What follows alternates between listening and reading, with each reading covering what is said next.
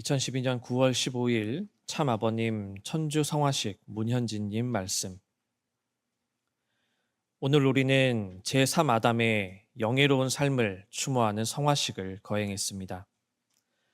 참부모님이라고 하는 호칭과 수많은 선포를 발표하신 배경에 참아버님께서 평생을 통해 수고하신 업적은 하나님의 섭리사 안에서 엄청난 가치를 갖고 있습니다. 우리들이 어떠한 후회나 미련을 남기지 않고 하늘 가시는 길을 모셔드리기 위해서는 이 성화의 의미를 잘 이해해야 합니다. 그래서 어떠한 인간적인 생각이나 판단 또는 인간적인 입장에서 통일가의 명예나 통일가의 자존심에 집착하여 성화를 방해하지 말아야 하겠습니다.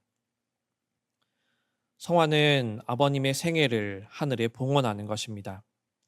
우리는 모든 것을 하나님의 관점에서 그리고 섭리사적인 관점에서 바라보고 그 섭리를 완성해 오신 참 아버님의 역할을 조명하는 시간으로 삼아야 합니다.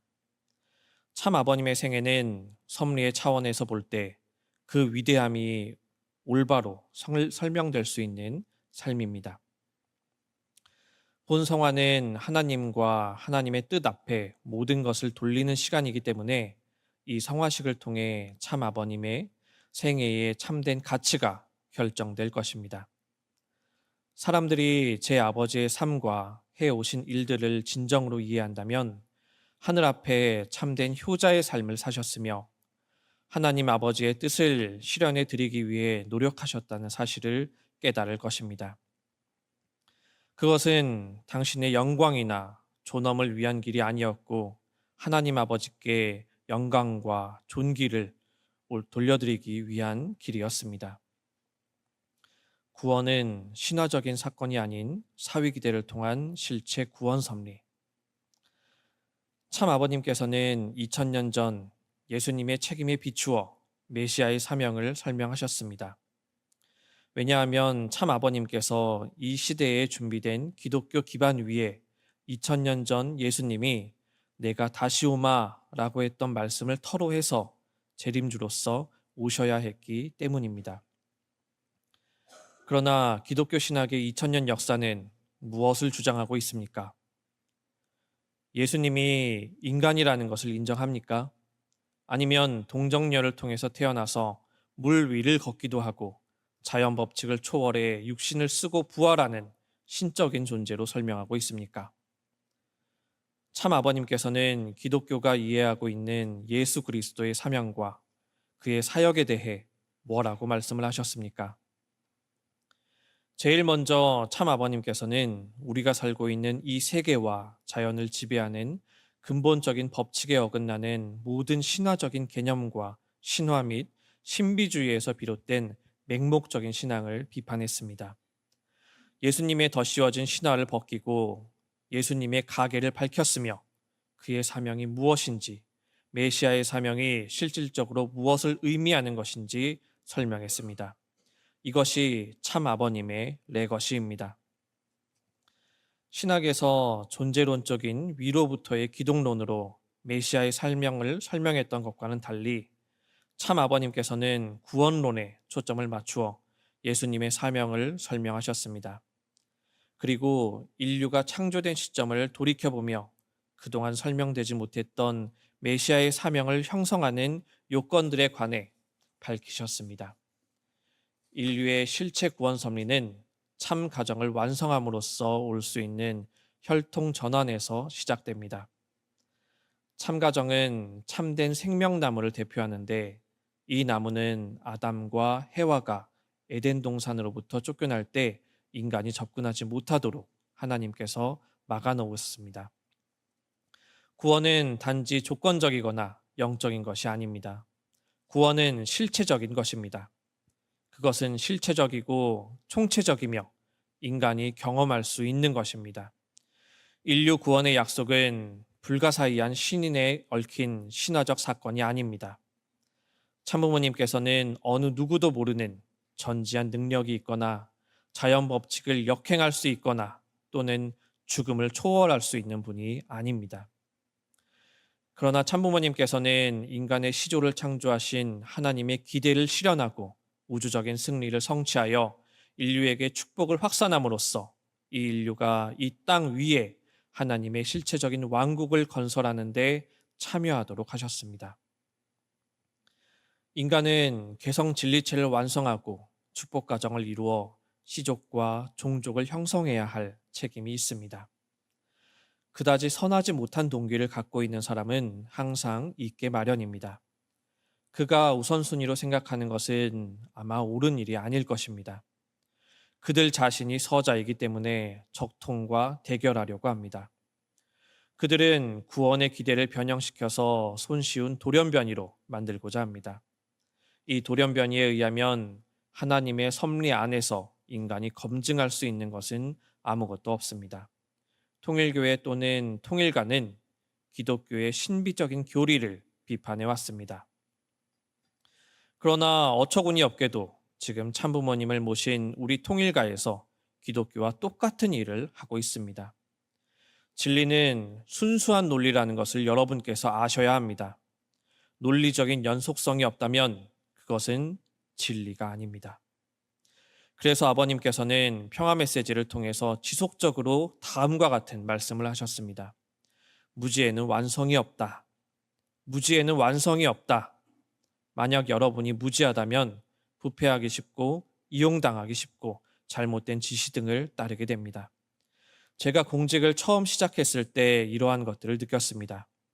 그러나 이러한 문화를 하나하나 직접 겪게 된 것은 실질적으로 세계평화가정연합의 세계 부회장과 다른 기관의 책임자에 임명된 이후입니다.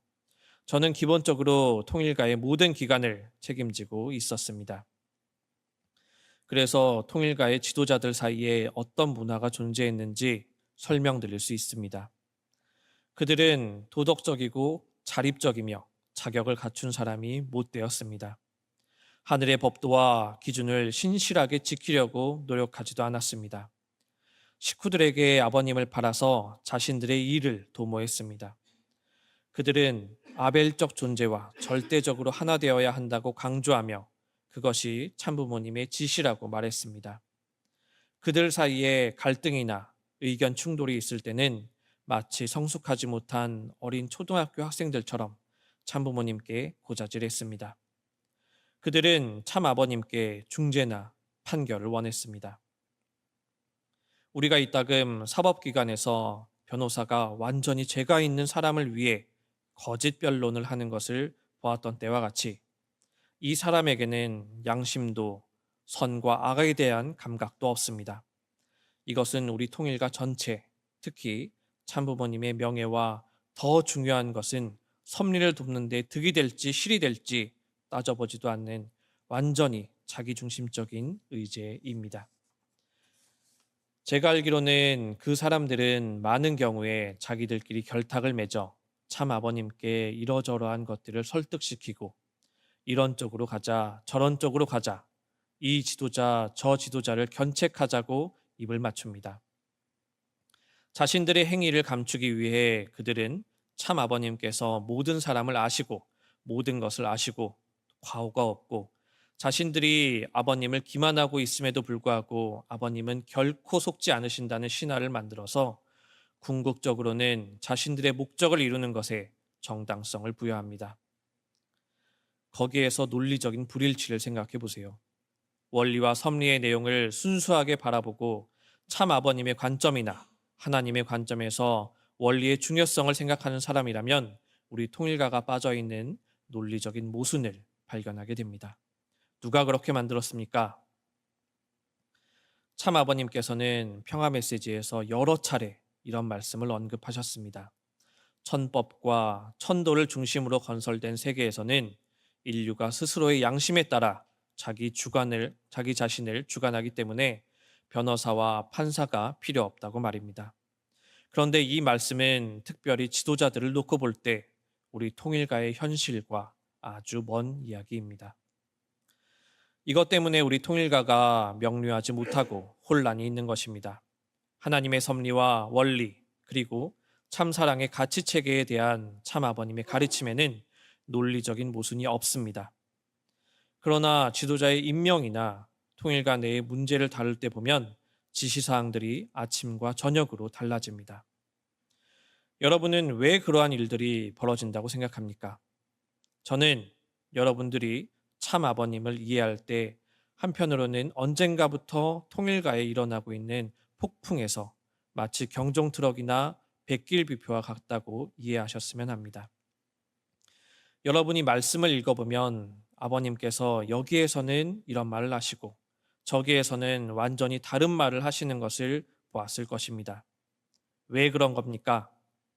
통일가의 역사를 두고 저는 참 아버님의 말씀이 지난 3년간만큼 아주 정치적인 적은 없었다고 봅니다.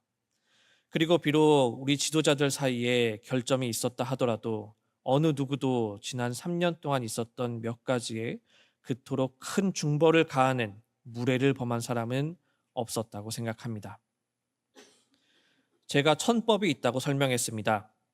여러분은 가정에서도 천법이 적용된다고 생각하십니까? 왜 인류의 실체적인 구원을 위한 복귀 섭리가 그렇게 어렵습니까? 그것은 혈연 때문입니다. 우리가 왜 통일가에서 결혼 축복과 혈통을 그토록 강조하고 또 강조합니까? 그것은 어떤 다른 단체보다 우리가 혈통의 절대성을 인정하기 때문입니다. 그래서 우리는 이 혈통 변화와 전환이 얼마나 어려운지 알고 있습니다. 그러나 그러한 레거시를 가진 한 단체에게 천법에 어긋나는 천박한 변종이 된다는 것은 하늘 아래 절대적으로 불경스러운 일입니다. 이 천법은 가정을 지배하고 심지어 하나님께마저도 적용되는 것입니다. 사위기대가 보여주는 의미는 무엇입니까? 우리는 아담과 해와의 가정이 사탄을 중심하고 거짓 사랑과 거짓 생명과 거짓 혈통의 뿌리를 둔 사위기대를 이루어 하나님으로부터 멀어졌다고 설명합니다.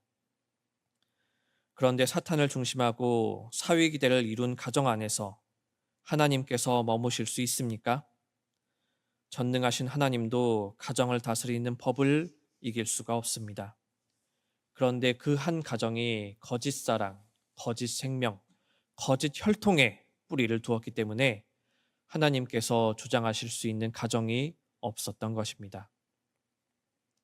그래서 구원 섭리는 궁극적으로 하나님께서 머무실 수 있는 가정을 세우는 것이었습니다. 전능하신 하나님이라 할지라도 가정을 다스리는 천법을 스스로 준수해야 합니다. 오늘날 통일가에서 일어나는 사건들과 모든 혼란은 만약 우리가 모두 양심이 살아있는 개성 진리체를 완성하고 축복을 받아 하나님을 중심한 가정을 이루었다면 발생하지 않았을 것입니다. 그런 가정에서는 여러분이 천법을 지키고 하늘의 뜻에 따라 살면서 여러분의 인성과 양심을 갈고 닦아 선과 악, 정의와 거짓 사이의 경계를 분명하게 밝혀내기 때문입니다. 왜 우리는 혼란하고 무지한 상태에서 인류와 하늘의 참 아버님 생애가 주는 의미조차 이해할 수 없는 어두움에 빠져 있습니까? 도대체 우리는 왜 그런 사람이 된 것입니까? 아들로서 부모님과 함께 살았기 때문에 저는 참 아버님과 참 어머님에 대해서 잘 압니다. 제 형제들에 대해서도 잘 압니다. 그런데 저는 솔직하게 말해서 제가 어느 정도 성장했을 때까지 이런 신화에 관해서 전혀 몰랐습니다. 그러나 어느 시점에서인가 통일가 내에 신앙의 성숙도가 다른 여러 수준의 사람이 있다는 것을 알게 되었습니다. 어떤 사람은 더 성숙해야 했고 어떤 사람은 신앙의 개발이 필요했습니다. 단순한 신앙의 단계는 다른 종교가 그들의 창시자를 믿기 위해 필요한 신화와 흡사했습니다. 이런 단순한 신앙이 발전하여 더 깊은 신앙으로 성숙해야 합니다. 저는 언젠가는 그런 때가 와야 한다는 것을 알고 있습니다.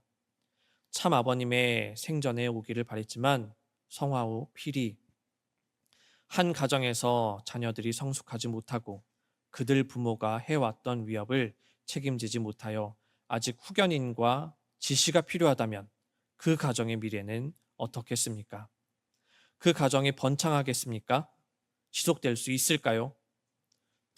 그 부모의 정신이 자자손손 대대로 이어지겠습니까? 아니면 부모가 사망한 이후에 소멸되겠습니까? 부모로서 우리가 우리의 자녀들을 정의로운 아들과 딸로 키워놓고 이 자녀들이 전통을 지킬 때 우리가 영계를 준비하면 그 가정에 미래가 있다고 생각하지 않습니까? 그렇지 않다면 여러분은 평화에 대한 큰 희망을 갖고 영계에 갈 수 있겠습니까? 통일교 가정은 어떻습니까? 하나님께서는 비록 당신의 아들이 이 백성들을 선택하여 키우고 성장시켰다 하더라도 축복 중심 가정들을 내려다보시면서 하나님의 섭리를 해 나갈 수 있는 성숙한 자녀로 보실 수 없다고 생각합니다. 그것이 제가 성화식에 가지 않은 이유입니다. 그리고 그것이 우리가 이곳에서 성화식을 거행한 이유이기도 합니다. 저는 아버님의 레거시는 결코 잊혀지지 않을 것이라는 다짐으로 참 아버님께 성화사를 올리고자 합니다. 비록 아버님께서 성취하고자 하셨던 모든 것을 이루기 전에 영계에 가셨지만 기꺼이 당신의 위협을 짊어지고 나아가겠다는 아들과 딸들이 있사오니 마음이 평안하시옵소서. 저희들이 섭리를 책임지고 당신께서 하나님의 뜻을 중심 삼고 시작하셨으며 하나님 아버지와 전 인류 앞에 기필코 성취하겠노라고 약속하신 일들을 완수하겠습니다. 하나님을 중심 삼고 본이 되는 국가가 건설되는 날이 올 것입니다. 이것이 혼란의 세계에 희망의 횃불이 될 것이고 당신께서 품으셨던 하나님의 섭리, 원리와 가치, 특히 참사랑의 가치 체계에 뿌리를 둔 천법과 천도가 세워질 것입니다. 궁극적으로 주인의식과 신념이 넘치는 참아버님의 직계와 접붙임을 받은 자녀들 그리고 그 종족들이 참여하여 섭리가 이 땅 위에 실현될 것입니다.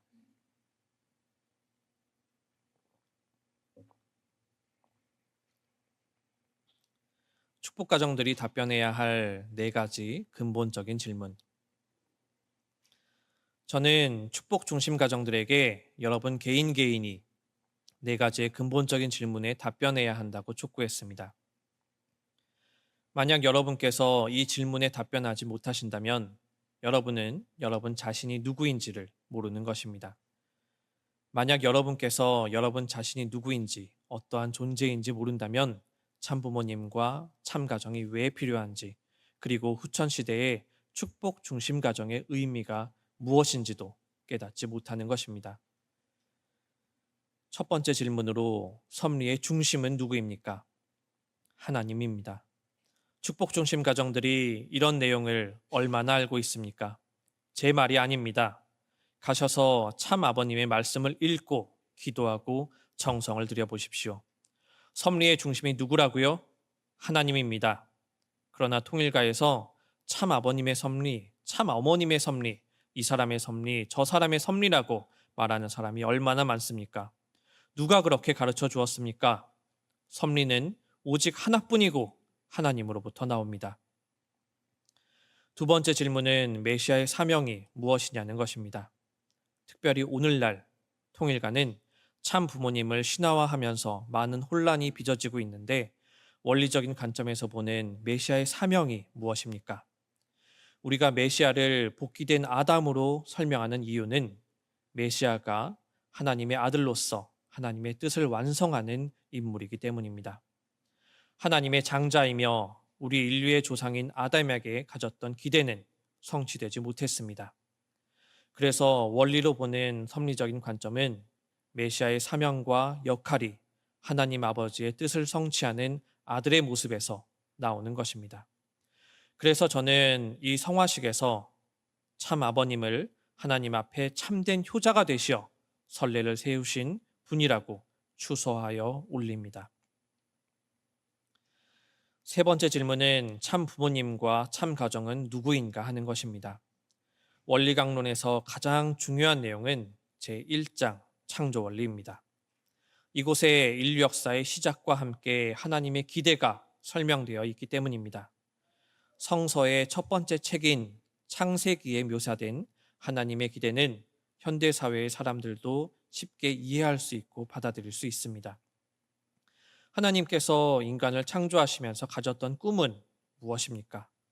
그 꿈은 하나님 아래 인류 한 가족을 이루는 것이고, 다른 말로 하면 최초의 가정으로서 하나님을 중심한 사회 기대를 완성하는 것입니다. 그런 정황에서 참 부모님께서 출연하신 의미는 두 번째로 질문했던 메시아의 사명으로부터 시작되는 것입니다.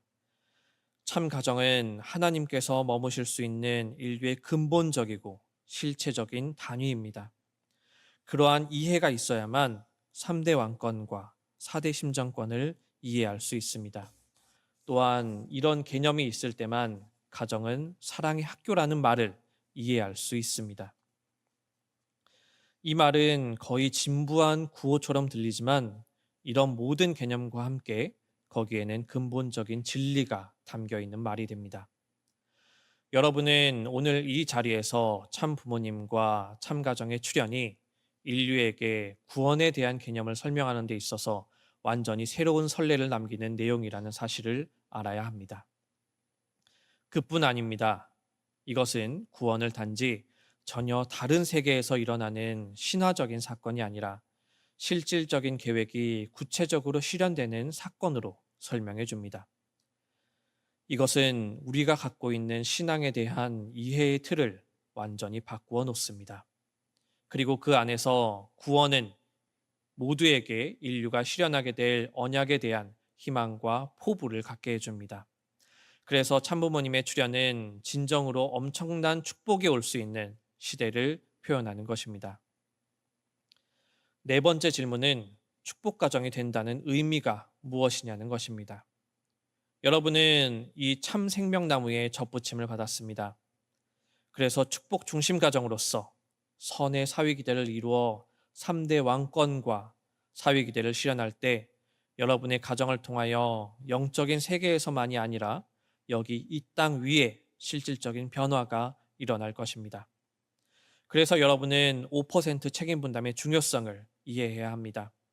하나님께서도 이것을 하실 수 없습니다. 참부모님께서 여러분에게 축복을 해주셨지만 참부모님께서도 이것을 하실 수 없습니다. 여러분이 책임을 해야 합니다. 2006년도 천정궁 개관식 행사에서 참 아버님께서 축복 중심 가정들에게 하신 말씀은 엄청난 축복이자 동시에 경고입니다. 그 말씀에서 참 아버님께서는 후천시대의 중요성에 대해 강조하셨습니다. 그리고 이 시대는 참 아버님께서 하나님 되신 입장에서 이끌어 오셨던 탕감을 통한 구원의 시대와는 많이 다르다고 하셨습니다. 참 아버님께서는 우리 축복 가정들에게 분명하게 말씀하셨습니다. 그 시대에는 내가 여러분들이 책임져야 할 것도 다 해주고 여러분의 잘못도 다 내가 지고 갔습니다. 그러나 이 천정궁 개관식 이후에는 특히 이 후천 시대와 더불어 여러분들 개인이 책임을 지고 여러분들의 가정과 종족이 하늘 앞에 책임을 하는 시대입니다. 여러분은 참 아버님께서 복귀된 아담의 삶을 살아오셨기 때문에 당신의 5% 책임 분담으로부터 예외라고 생각하십니까? 아니면 하나님과 하늘과 인류 앞에서 참 아버님께서도 역시 5% 책임 분담을 갖고 계시다고 생각합니까? 참 어머님은 어떻습니까? 참 가정의 모든 구성원들은 어떻습니까? 여러분들은 어떻습니까?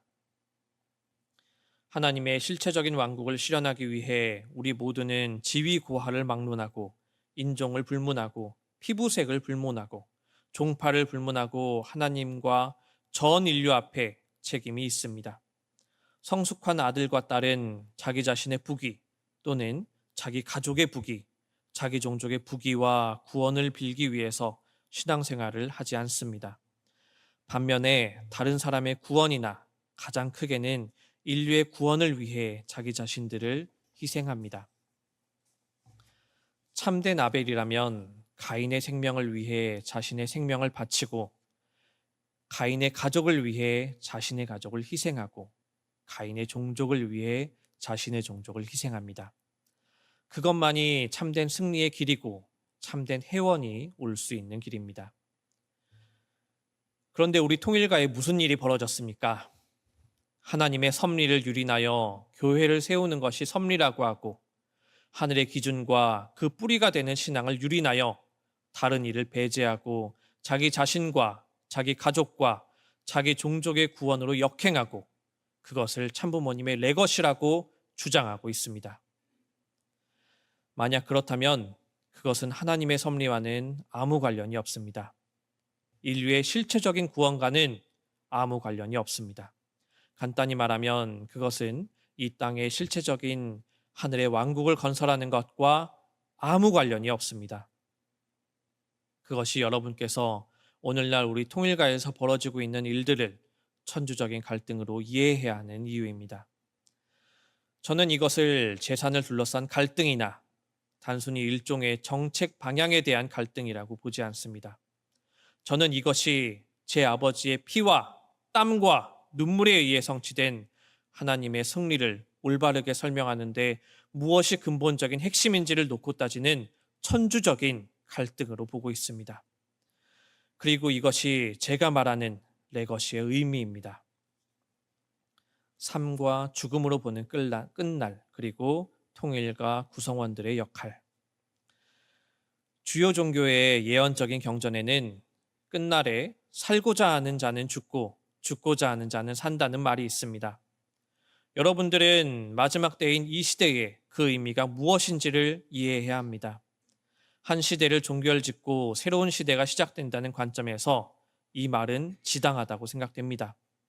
그것이 자신들의 생명을 유지할 수 있는 길이라고 생각하며 과거에 연연하는 사람들은 새 시대가 왔을 때 소멸될 것입니다. 한 시대로부터 단절되고 죽고자 하는 사람은 시작되는 새 시대에 준비된 사람들입니다. 그것이 한편에서의 삶이 다른 한편으로는 죽음과 얽혀 있는 이유입니다. 첫 번째 단계는 태중에서의 삶입니다. 우리는 양수의 환경에서 어머니로부터 자양분을 취하며 성장하게 됩니다. 출생과 함께 그 세계는 끝을 맺습니다.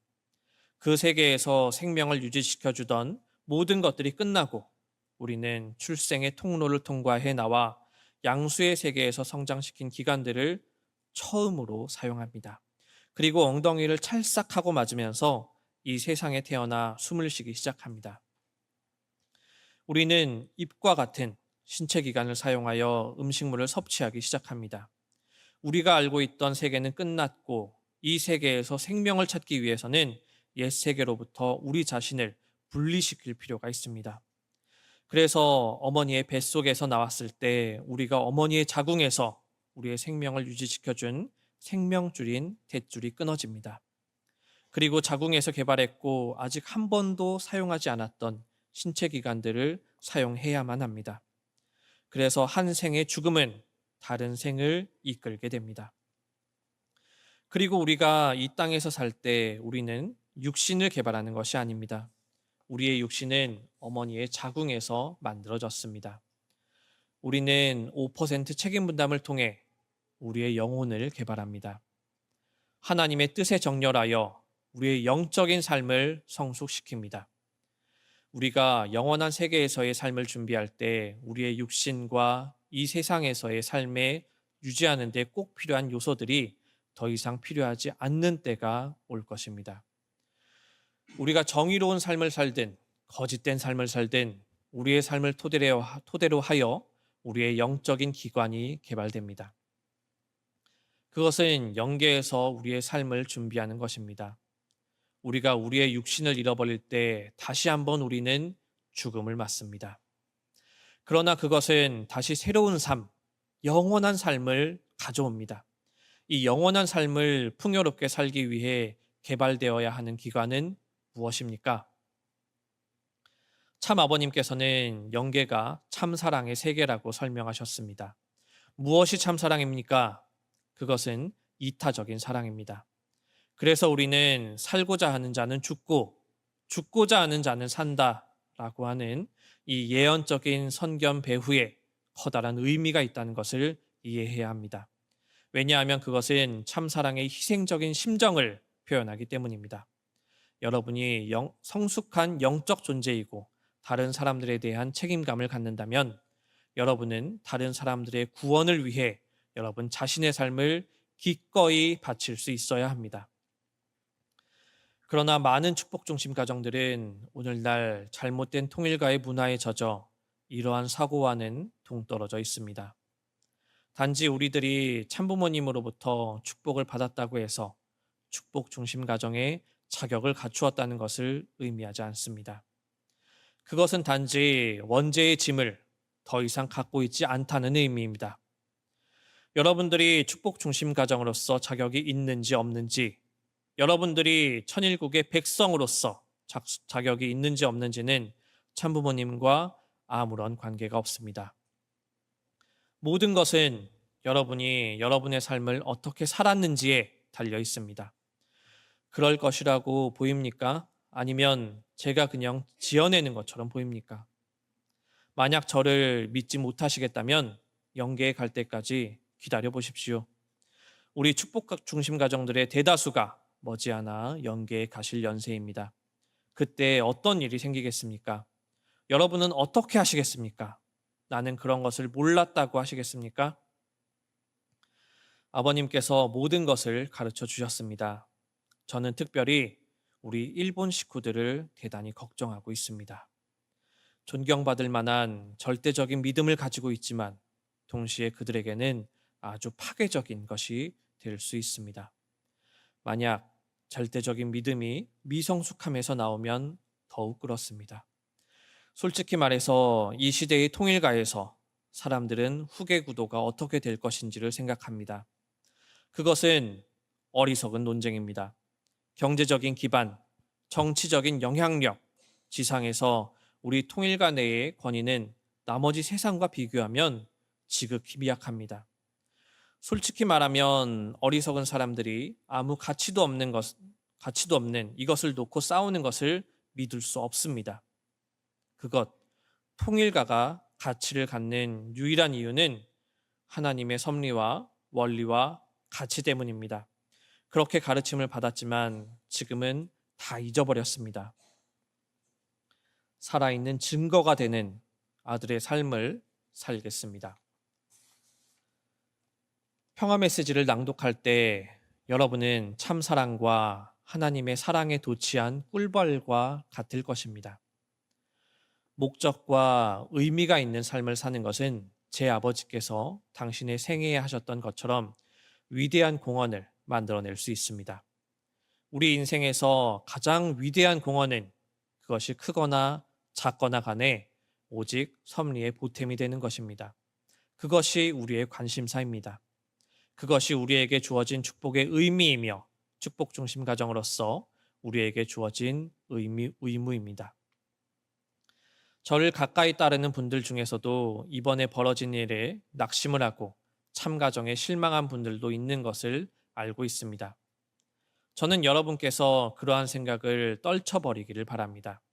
왜냐하면 어떤 사람들이 자신들의 책임 분담을 완수하지 않았다고 해서 그것이 하나님의 섭리와 원리, 그리고 참사랑의 원리 배후에 있는 진리가 거짓이라는 것을 의미하지 않기 때문입니다.